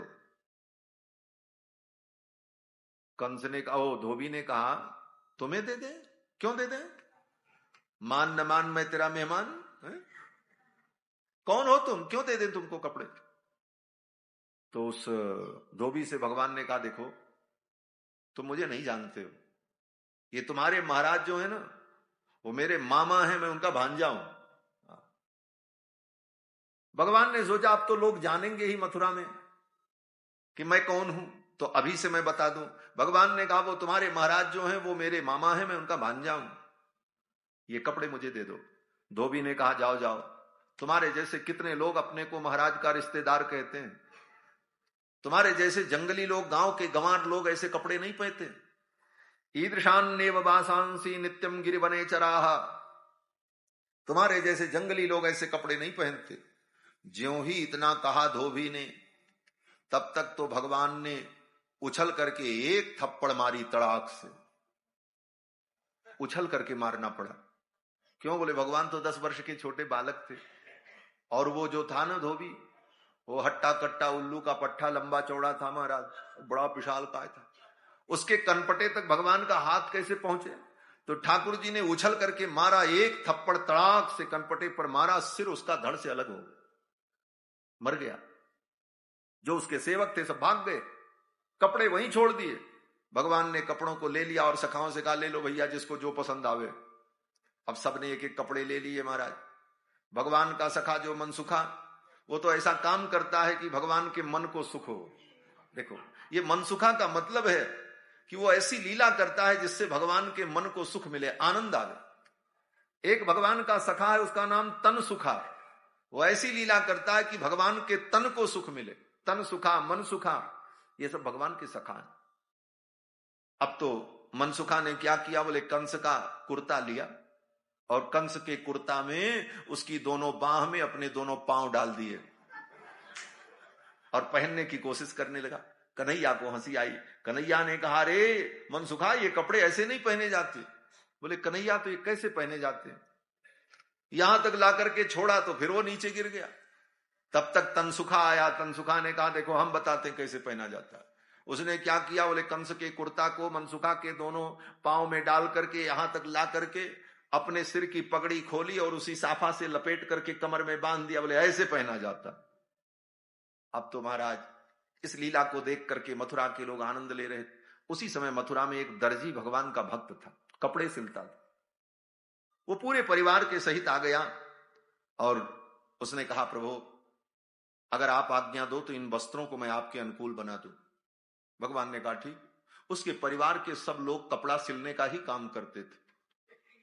उसकी पत्नी, उसका बाप, उसका भाई, उसकी मां, उसके बेटा, सब यही धंधा करते थे। और सब आ गए महाराज, और खाली हाथ नहीं आए। सुई लाए, धागा लाए, कैंची लाए, और एक एक कपड़े को लेकर के एक एक सखा को पहनाया। कंस का कुर्ता पहनाया महाराज भगवान को, और जितनी बाह ज्यादा थी खच्च से इधर से काटा, इधर से काटा, इधर से निकाला, और सुई तागा लेकर के टाक करके सी करके उन वस्त्रों को भगवान के अनुकूल बना दिया। कृष्ण बलराम ने सुंदर राजसी वस्त्र धारण कर लिया, सखाओं ने भी धारण कर लिया। अब तो चल पड़े। बड़ा मजा आने लगा सखाओं को। बोले भैया वस्त्र तो बड़े चमकदार हैं। थोड़ी दूर जाने पर भगवान ने सोचा कपड़े तो बहुत अच्छे हो गए, अब गले में सुंदर माला हो जाती, तब नगर घूमने का आनंद आता है। नगर घूमने का मतलब क्या है? बोले नगर घूमने का मतलब आप नगर देखो ये तो ठीक है, लेकिन इतने सज सज करके जाओ, इतने सज धज करके जाओ कि नगर के लोग आपको भी देखें, तब घूमने का मतलब है। रामायण में यही कहा विश्वामित्र जी ने। जब राम जी और लक्ष्मण मिथिला नगर घूमने के लिए चले तो विश्वामित्र जी ने यही कहा कि जाई देखी आवहु नगर सुख निधान दो भाई। हे भाइयों, जाओ तुम दोनों भाई सुख निधान नगर देख करके आओ, लेकिन केवल नगर मत देखना। आगे की पंक्ति क्या है? करहु सुफल सबके नयन सुंदर बदन दिखाई। ये सब बड़ी कृपा करते महाराज, हमारी इज्जत बचा लेते। हम तो भूल जाते कभी कभी। तो सुख निधान दो भाई, करहु सुफल सबके नयन सुंदर बदन दिखाए। केवल नगर मत देखना, अपने सुंदर स्वरूप का दर्शन करा करके लोगों की आंखों को, नेत्रों को सफल कर देना। तो नगर देखने का यही मतलब है। भगवान नगर देखेंगे नहीं, नगर के लोग भगवान को देखेंगे और उनको सुख मिलेगा। इसलिए भगवान ने सोचा अब गले में माला भी हो जाती। तो मथुरा में एक माली भगवान का भक्त था, उसका नाम सुदामा था। सुदामा माली। ये देखो, सुदामा भक्त के बिना भगवान की कोई लीला ही नहीं होती।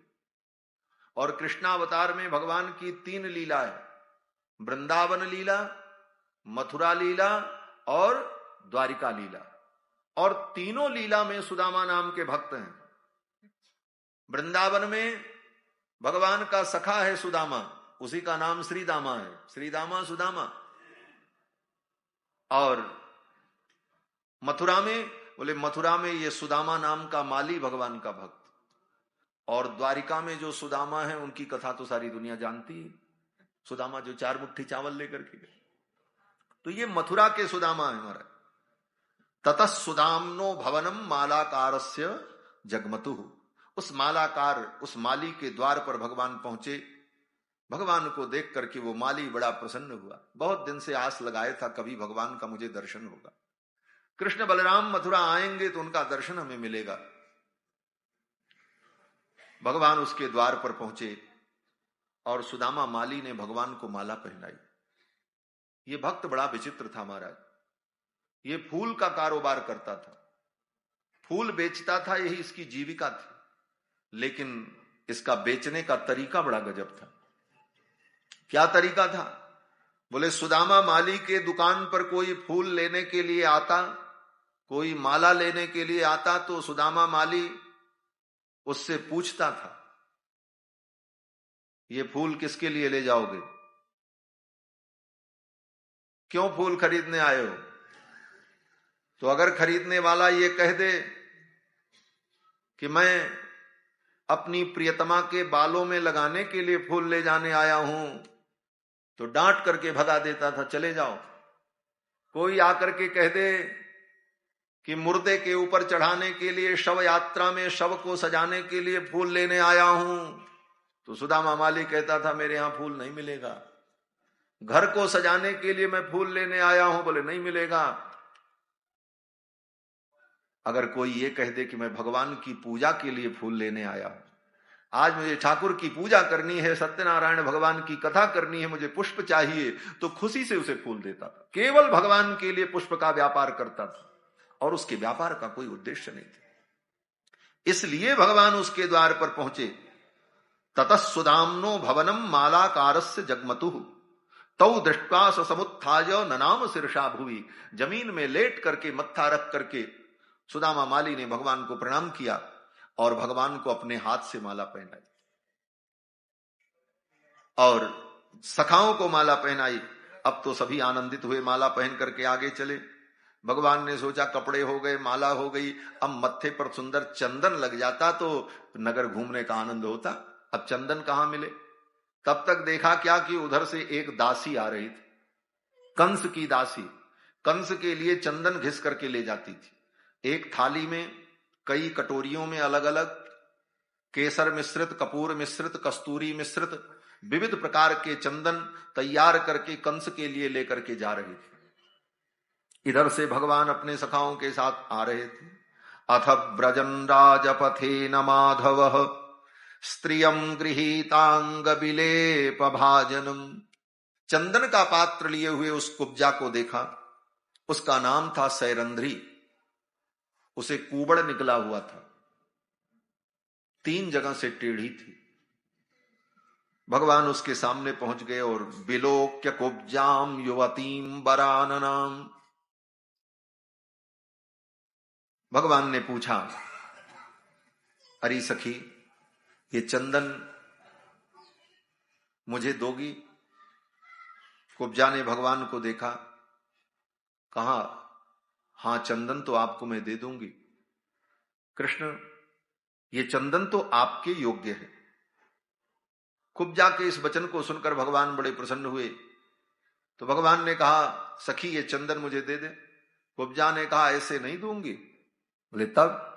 कुब्जा ने कहा, मेरी एक शर्त है। बोले क्या शर्त है? कुब्जा ने कहा, इस चंदन वाली के सहित इस चंदन को अगर स्वीकार करो तो चंदन दूंगी।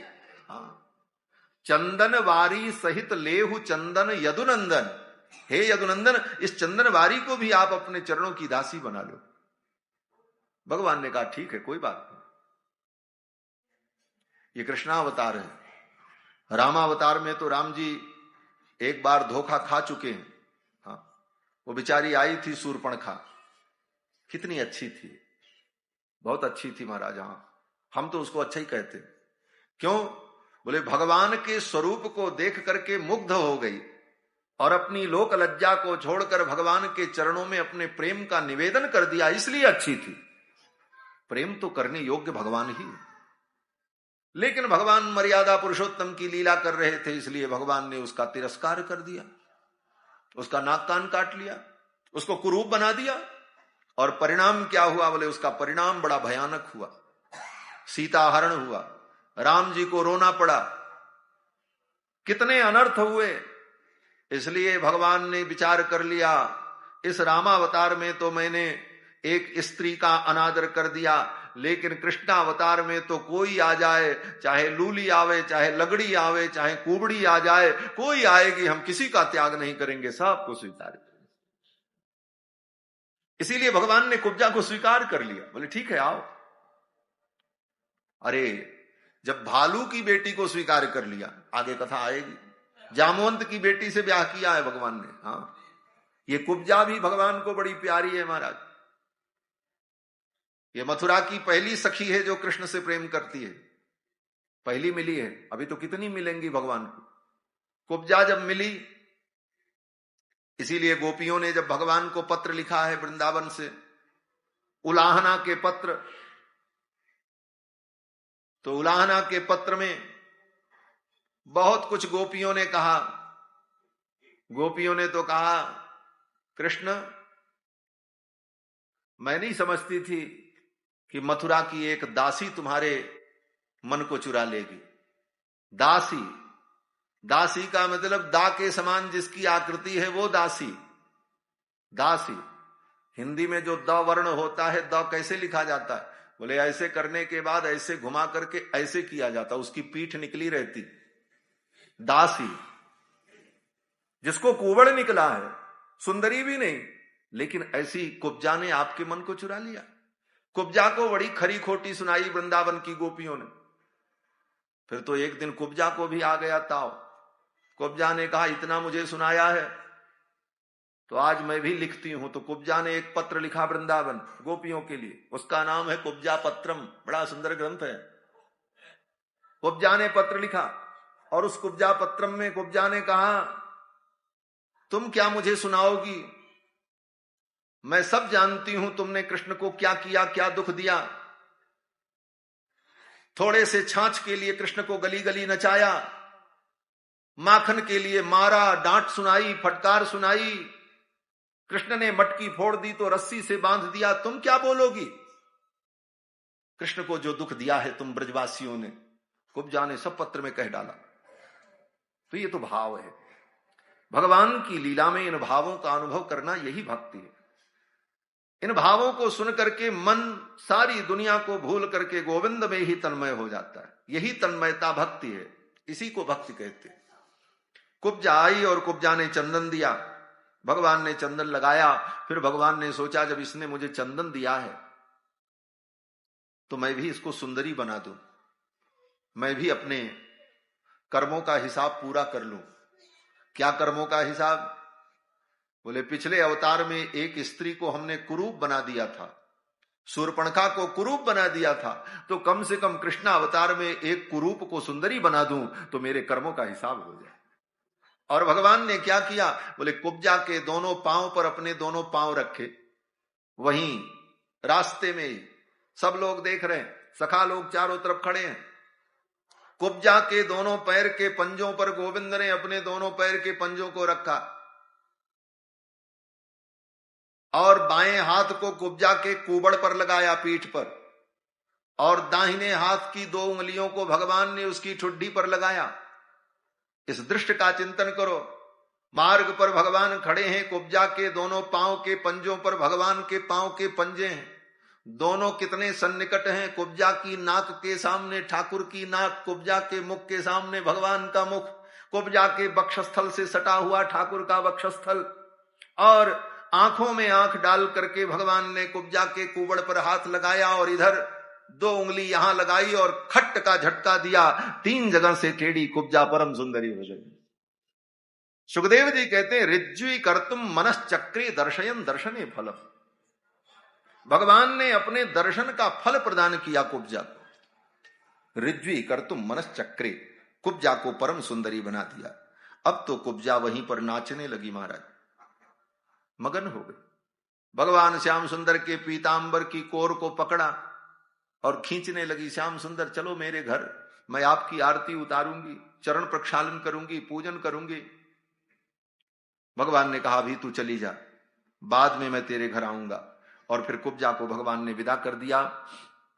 आगे चले। आगे जाकर के भगवान ने उस स्थल पर पहुंचकर धनुष का दर्शन किया जहां यज्ञ हो रहा था।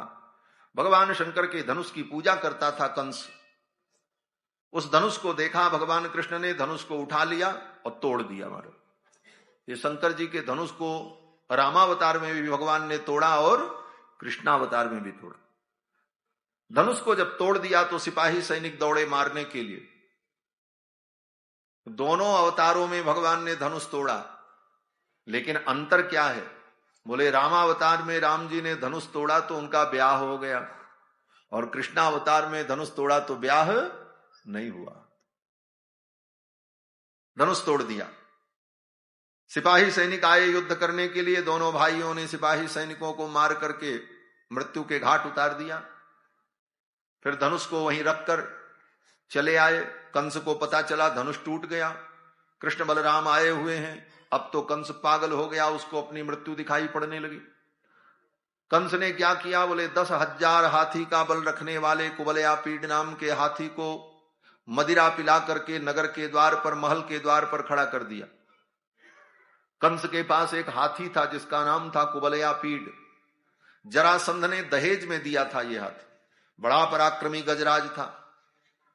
उसको पूरी रात मदिरा पिलाई गई और द्वार पर खड़ा कर दिया। कृष्ण बलराम आएंगे तो ये हाथी उनको कुचल करके मार देगा। दूसरे दिन प्रातःकाल अपने सखाओं के साथ भगवान जब कंस के महल में, दरबार में आने लगे तो गजराज सामने खड़ा था। भगवान ने महावत से कहा हाथी को हटाओ। महावत ने कहा यह हाथी नहीं हटेगा। तो भगवान ने कहा अगर ये हाथी नहीं हटेगा तो इस हाथी के सहित मैं तुमको जमपुरी पहुंचा दूंगा। भगवान कृष्ण तो फिर बड़े रोष में बोलते हैं। भगवान ने कहा नोचेत सकुंजरम त्वाद्य नयामी अमसादनम, अगर ये हाथी नहीं हटा तो इस हाथी के सहित मैं तुमको यमपुरी पहुंचा दूंगा। महावत ने कहा तुम्हारी इतनी हिम्मत। महावत कुछ बोलने चला तब तक भगवान ने उस महावत को एक थप्पड़ मारी। उसका तो राम नाम सत्य हो गया। अब वो कुबले पीठ हाथी भगवान को दौड़ा लिया। थोड़ी दूर जाने के बाद भगवान पीछे आ गए और कुबले पीठ हाथी की पूंछ को पकड़ लिया और घसीटने लगे भगवान। पुच्छे प्रगृह्याति बलम धनुष पंचविंशतिम, 100 हाथ दूर तक घसीटते लेकर के भगवान चले गए। कुबले पीठ हाथी चिघाड़ने लगा, भूमि पर गिर पड़ा। फिर तो भगवान ने कुबले पीठ हाथी का वध कर दिया और उसके दोनों दांत उखाड़ लिए। एक दांत उखाड़ करके बलराम जी को दे दिया और एक दांत स्वयं भगवान ने ले लिया। उस दांत से खून टपक रहा है, ताजा ताजा दांत। कंधे पर रख करके कृष्ण और बलराम दोनों भाई अपने सखाओं के साथ कंस के दरबार में जब प्रवेश करते हैं तो कंस देखा उसकी तो सिट्टी पिट्टी गुम हो गई महाराज।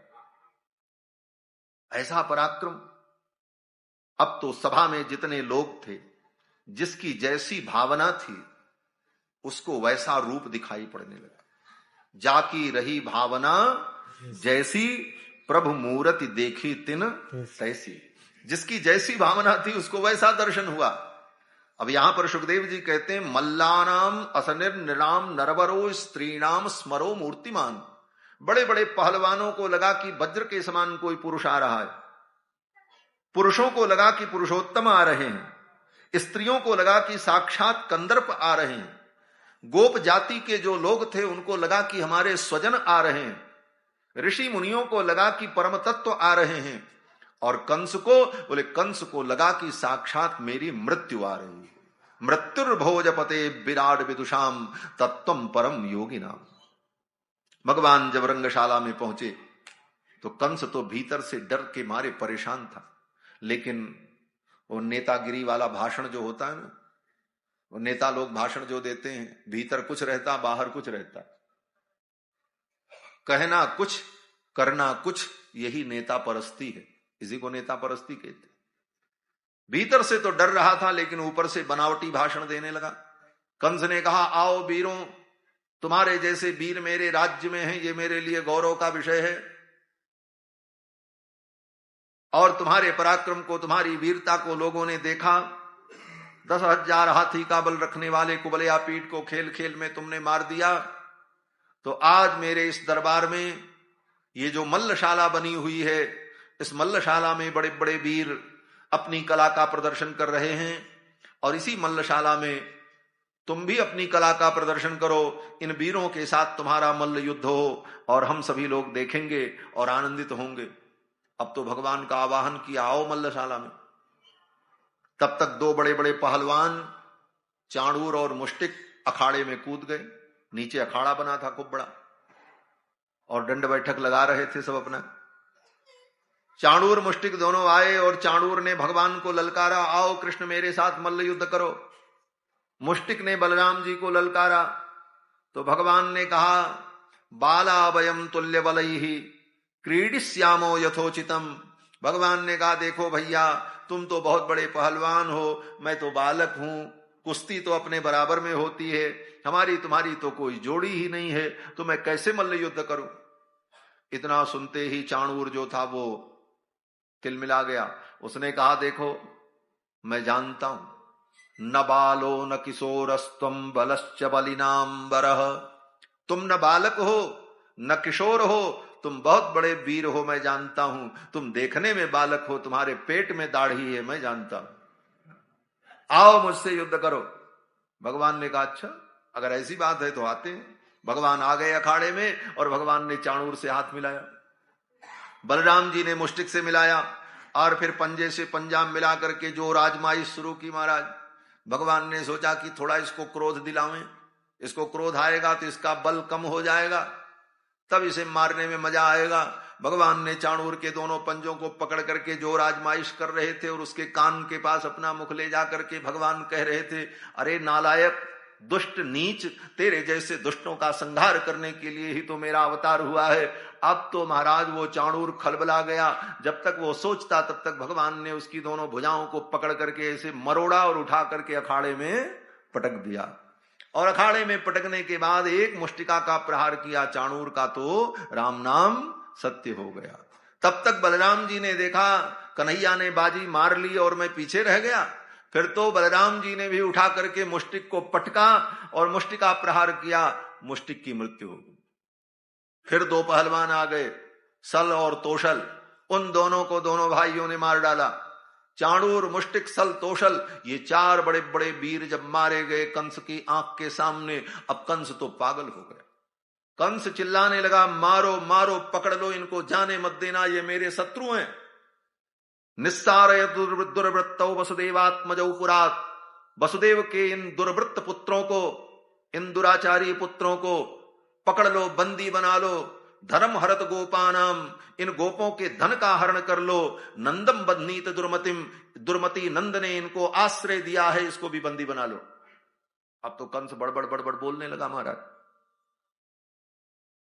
उग्रसेन पिता चापी सानुगप्पर पक्षगः, मेरा पिता जो उग्रसेन है वो भी इनका पक्षपाती है, इन सबको बंदी बनाओ।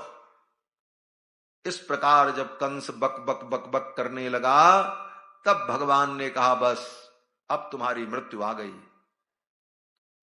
अब तुमने मुझे अपना शत्रु कह दिया, अब मैं तुम्हें नहीं छोड़ूंगा। और भगवान दौड़ पड़े। कहां? बोले मंच की ओर। वो मंच पर ऊपर बैठा था, उसका सिंहासन लगा था। दौड़ते हुए भगवान पहुंचे और जाकर के भगवान ने एक थप्पड़ मारी, मुकुट जाकर के उधर गिरा। कंस के केश को भगवान ने पकड़ लिया और ऐसे उठा लिया। उठा करके उसी मंच से भगवान ने कंस को फेंक दिया नीचे अखाड़े में। और कंस उठ करके भागे, कुछ करे उसके पहले भगवान ने मंच से छलांग लगाई और ऐसी जोर से कूदे भगवान कि आकर के कंस की छाती पर गिरे धम्म से।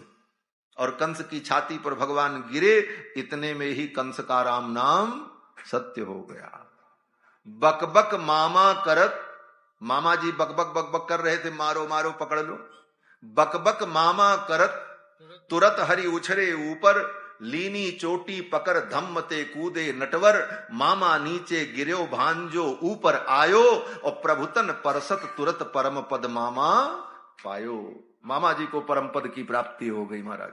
बक बक मामा करत तुरत हरि उछरे ऊपर, बक बक मामा करत तुरत हरि उछरे ऊपर। लीनी चोटी पकड़ धम्म ते कूदे नटवर, लीनी चोटी पकड़ धम्म ते कूदे नटवर। मामा नीचे गिर्यो भांजो ऊपर आयो, मामा नीचे गिर्यो भांजो ऊपर आयो। प्रभु तन पर सत तुरत परम पद मामा पायो, प्रभु तन पर सत तुरत परम पद मामा पायो। हाँ परम पद मामा पायो, हाँ परम पद मामा पायो। मामा जी को तो परम पद की प्राप्ति हो गई। और जब कंस मर गया तो कंस की छाती पर ही तो भगवान गिरे थे। अब उसकी छाती को पीट पीट करके भगवान रोने लगे। कंस ने योजना बनाई थी, कंस ने योजना बनाई थी कि जब चाणूर, मुष्टिक, ये बड़े बड़े पहलवान कृष्ण बलराम को मार देंगे तो मैं रोने का नाटक करूंगा, मेरे भांजे मर गए, मेरे भांजे मर गए। और फिर देवकी वसुदेव को विश्वास नहीं होगा कि ये कंस ने करवाया। ऐसा षड्यंत्र था कंस का। लेकिन भगवान तो बड़े बड़े षड्यंत्र को बिगाड़ देने वाले। भगवान ने कहा, चिंता मत करो, ये तुम्हारा षड्यंत्र मैं तुम्हारे ऊपर ही लागू करूंगा। जब कंस नीचे गिरा, मर गया, तो भगवान कंस की छाती पीट पीट करके रोने लगे। अपनी छाती नहीं पीटते हैं। दुनिया में कोई रोता है तो अपनी छाती पीटता है। भगवान ने सोचा अपनी छाती पीटेंगे तो चोट लगेगी, इसी की छाती पीटो। उसी की छाती पर बैठकर उसकी छाती पीट पीट करके भगवान रो रहे। अरे मेरे मामा जी तो मर गए, मेरे मामा जी तो मर गए। कितने अच्छे थे मेरे मामा जी, मेरा कितना ख्याल करते थे। कभी पूतना मौसी को भेजते थे, कभी अघासुर को भेजते थे, कभी बकासुर को भेजते थे। मेरा समाचार लेते रहते थे। मेरे मामा जी तो मर गए, मेरे मामा जी तो मर गए। मैं तो पहले ही जानता था कि मंच बड़ा कमजोर बना हुआ है, इसीलिए मामा जी को लेकर के मंच से कूद गया कि मैं इनको बचा लूं, लेकिन मेरे मामा नहीं बचे, ये तो मर गए। ऐसा नाटक फैलाया। भगवान से बड़ा नाटकी कौन होगा? सारा ये संसार का नाट्य उन्हीं का तो। भगवान ने इस प्रकार नाटक किया। फिर तो कंस के भाई लोग आए, उनको भी भगवान ने मार दिया। कारागार में बंद महाराज उग्रसेन को मुक्त कराया, महाराज उग्रसेन को मथुरा का राजा घोषित किया। फिर कंस का अंतिम संस्कार संपन्न कराया। कंस की अर्थी में अपना कंधा लगाया भगवान कृष्ण और बलराम ने, मामा जी को घाट तक लेकर के गए और उनका अंतिम संस्कार संपन्न कराया। नंद बाबा को और गोप ग्वाल वालों को समझा करके भगवान ने विदा कर दिया। भगवान ने कहा आप जाओ, अब मुझे मथुरा में रह करके बहुत सारे कार्य करने हैं, मेरी मैया को समझा देना, मैं आऊंगा। लेकिन ये स्थिति बड़ी हृदय विदारक। आप कल्पना करो, जिस पिता ने 10 वर्ष तक गोद में खिलाया हो नंद बाबा, और आज उन्हें पता चल रहा है कि अब ये अपने पिता वसुदेव के पास रहेंगे और मुझे यहां से जाना है लौटकर। नंद बाबा की क्या स्थिति हो। नंद बाबा सोच रहे मैं तो जो हूं सो हूं, लेकिन मैं यशोदा को क्या बताऊंगा। यशोदा पूछेगी मेरे लाला को लेकर के गए थे, कहां छोड़ आए। यशोदा तो रो रो करके मर जाएगी। लेकिन भगवान बड़े निष्ठुर हो गए। वज्रादपि कठोराणी मृदूनि कुसुमादपि। भगवान जब कठोर होते हैं तो वज्र से भी ज्यादा कठोर। इसीलिए सूरदास जी ने भगवान को बड़ी खरी खोटी सुनाई। सूरदास जी ने कहा कन्हैया तेरे जैसा नमक हराम तो दुनिया में कोई नहीं होगा। ऐसा ही कहा। सूरदास जी कहते हैं तेरे जैसा नमक हराम कौन दुनिया में होगा। एक दिन कोई किसी का नमक खाता है तो जीवन में नहीं भूलता है, और तुमने 10 वर्ष तक नमक खाया नंद बाबा का और नंद बाबा को भूल गए। असली मां बाप मिल गए तो नंद यशोदा को और ब्रज के प्रेम को भूल गए। सूरदास जी कहते हैं एक दिन नोन खाए जन्म भर भूले नहीं, 10 वर्ष नोन खाए भूल गए नंद को। कन्हैया अगर तेरी बखिया मैं उधेड़ने शुरू कर दूंगा तो तेरे सारे राज खुल जाएंगे। भगवान ने कहा रे सूरदास बस कर, अब इससे ज्यादा मत कह। भगवान को मना करना पड़ा। सूरदास जी तो कहते हैं आज मैं एक एक कै टरी हो, कै हम ही कै तुम ही माधव अपुन भरोसे लड़ी हो। आज मैं एक एक कै टरी हूं। अगर मेरे अंदर कमियां हैं तो हे प्रभु आज मैं आपकी कमी गिनाऊंगा। आप में क्या कमियां हैं। रही बात मेरी तो मैं तो पापी हूं। सूरदास जी कहते हैं हाँ तो पतित 7 पीढ़िन को, मैं तो 7 पीढ़ी का पतित हूं। अगर पतित न होता तो जन्मांध होता। मैं तो पतित हूं, मैं स्वीकार करता हूं। हाँ तो पतित 7 पीढ़िन को, पतिते हुए निस्तरी हो। आज मैं एक एक कै टरी हूं, कै हम ही कै तुम ही माधो अपुन भरोसे लड़ी। तो भगवान बड़े निष्ठुर हो गए। भगवान की ये निष्ठुरता भक्तों को प्रिय नहीं लगी महाराज। भगवान ने नंद बाबा को विदा कर दिया और क्या कहा। भगवान ने कहा पिताजी बाबा आप जाओ। जो पालता है, पालन पोषण करता है, वही असली माता पिता होता है। मेरे पिता तो आप हो, मेरी मां यशोदा है। लेकिन मुझे मथुरा में रह करके बहुत सारे कार्य करने हैं, इसलिए आप जाओ और मेरी मैया को समझा देना। मैं आऊंगा, मेरी हर चीज संभाल करके रखेगी। मेरे खिलौने, मेरी कामरी, मेरी लाठी, मेरी बंशी, मैया से कह देना सब सुरक्षित रखेगी। मेरी श्यामा गऊ, मेरी जो जो वस्तुएं हैं वो सब मैया सुरक्षित रखेगी। मैं आऊंगा और सावधान रहेगी। बंसी तो विशेष रूप से बचा करके रखेगी, क्योंकि राधिका कहीं चुपके से आई और मेरी बंसी उठा ले गई। इसलिए मेरी बंसी को मैया से कह देना छिपा करके रखे। बड़े विश्रंभक वाक्यों को बोलकर विश्वास दिला करके भगवान ने नंद बाबा को विदा किया। नंद बाबा अपने परिजनों के सहित गोकुल चले गए। भगवान मथुरा में रहने लगे। इसके बाद कथा आती है भगवान का यज्ञोपवीत संस्कार हुआ। यज्ञोपवीत संस्कार के बाद गुरुकुल में पढ़ने गए। 64 दिनों में समस्त विद्याओं को प्राप्त कर लिया और गुरुजी को दक्षिणा दी। बोले क्या दक्षिणा दी। बोले गुरु जी के पुत्र समुद्र में डूब करके मर गए थे, उनके मरे हुए पुत्र को जीवित कर दिया और ला करके सशरीर यथावत उसी रूप में गुरु जी को भेंट कर दिया। ऐसी गुरु दक्षिणा दी। गुरु जी का आशीर्वाद लेकर के फिर मथुरा आए। इधर जरासंध ने मथुरा पर आक्रमण किया।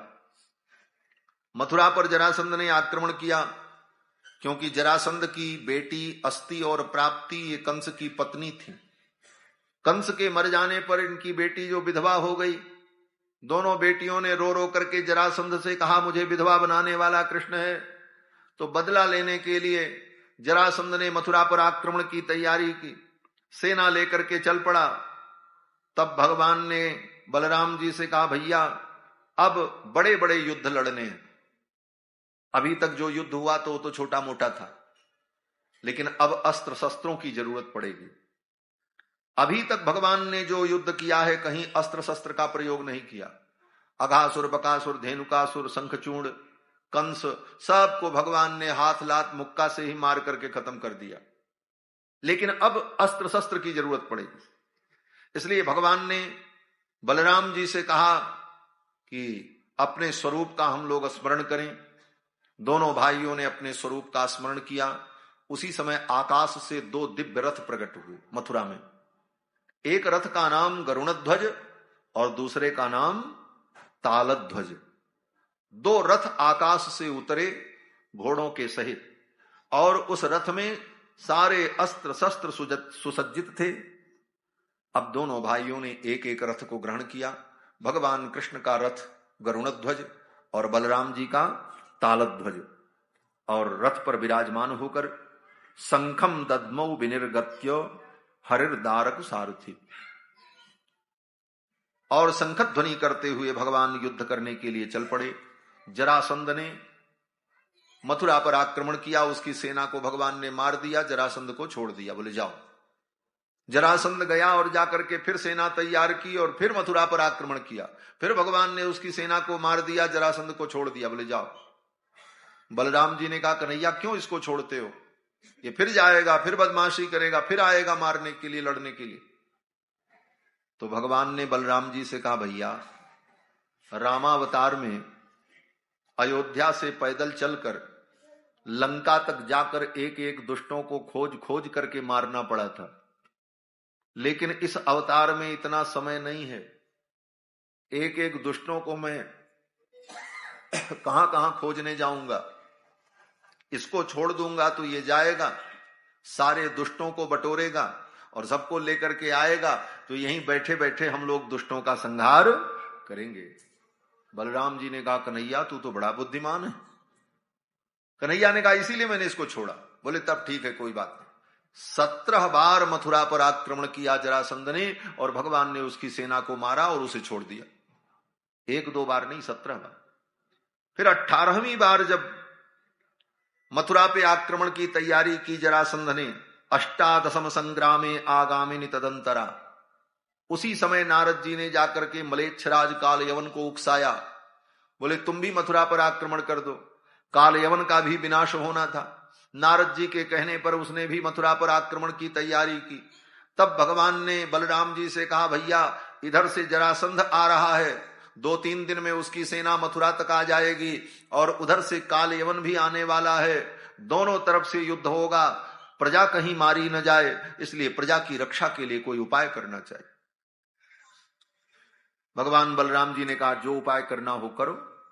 तब भगवान ने अपने संकल्प से समुद्र के मध्य में द्वारिकापुरी बसाई और अपनी योग माया के द्वारा मथुरा की संपूर्ण प्रजा को उठा करके द्वारिका में स्थापित कर दिया, और 150 सैनिक लेकर के, छोटी सी सेना लेकर के जरासंध की प्रतीक्षा करने लगे।